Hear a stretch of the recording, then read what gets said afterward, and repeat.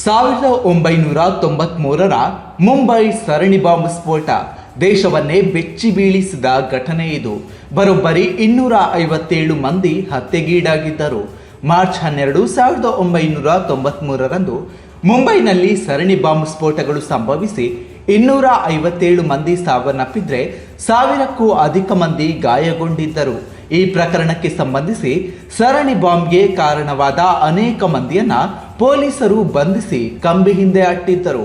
ವಿದೇಶದಲ್ಲಿ ತಲೆಮರೆಸಿಕೊಂಡಿದ್ದ ಭಾರತಕ್ಕೆ ಬೇಕಾಗಿದ್ದ ಮೋಸ್ಟ್ ವಾಂಟೆಡ್ ಉಗ್ರರ ನಿಗೂಢ ಹತ್ಯೆ ಸಾವುಗಳು ಇದು ಹೇಗೆ ಸಾಧ್ಯ ಎಂದು ಜನರು ಮಾತನಾಡಿಕೊಳ್ಳುತ್ತಿರುವಾಗಲೇ ಜೈಲಿನಲ್ಲಿ ಉಗ್ರನೊಬ್ಬನ ಹತ್ಯೆಯಾಗಿದೆ.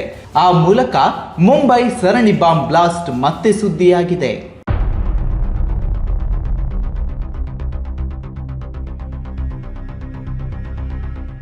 ಈಗ ಮುಂಬೈ ಬ್ಲಾಸ್ಟ್ ಪ್ರಕರಣಕ್ಕೆ ಸಂಬಂಧಿಸಿ ಮಹತ್ವದ ಬೆಳವಣಿಗೆಯಾಗಿದೆ. ಬಾಂಬ್ ಸ್ಫೋಟದ ಅಪರಾಧಿಯನ್ನ ಜೈಲಿನಲ್ಲಿ ಹತ್ಯೆ ಮಾಡಲಾಗಿದೆ.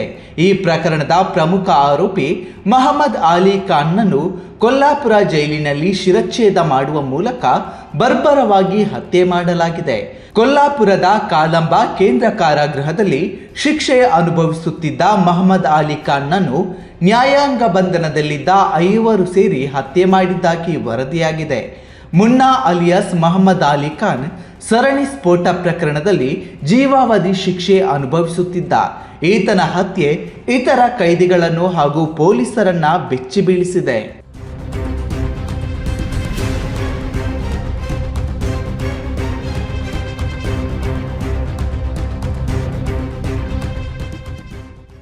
ಸ್ನಾನಕ್ಕೆಂದು ನೀರಿನ ಟ್ಯಾಂಕ್ ಬಳಿ ಹೋಗಿದ್ದ ವೇಳೆ ಮುನ್ನಾ ಮತ್ತು 5 ಅಪರಾಧಿಗಳ ನಡುವೆ ಜಗಳ ಏರ್ಪಟ್ಟಿದೆಂದು ಪೊಲೀಸರು ಶಂಕಿಸಿದ್ದಾರೆ.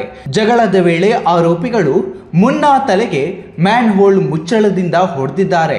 ಕೂಡಲೇ ಆತನನ್ನು ಆಸ್ಪತ್ರೆಗೆ ದಾಖಲಿಸಲಾಗಿದ್ದು ಅದಾಗಲೇ ಮೃತಪಟ್ಟಿದ್ದಾರೆ ಎಂದು ವೈದ್ಯರು ಘೋಷಿಸಿದ್ದಾರೆ. ಜೈಲಿನಲ್ಲಿ ನ್ಯಾಯಾಂಗ ಬಂಧನದಲ್ಲಿದ್ದ 5 ಆರೋಪಿಗಳು ಅಪರಾಧಿ ಮಹಮ್ಮದ್ ಅಲಿಯನ್ನ ಕೊಲೆ ಮಾಡಿದ್ದಾರೆ. ಹತ್ಯೆ ಮಾಡಿದ ಆರೋಪಿಗಳನ್ನ ಪ್ರತೀಕ್ ಪಾಟೀಲ್, ದೀಪಕ್ ಕೋಟ್, ಸಂದೀಪ್ ಚೌಹಾಣ್, ರಿತುರಾಜ್ ಇನಾಮ್ದಾರ್ ಮತ್ತು ಸೌರಭ್ ಸಿದ್ದ ಎಂದು ತಿಳಿದು ಬಂದಿದೆ.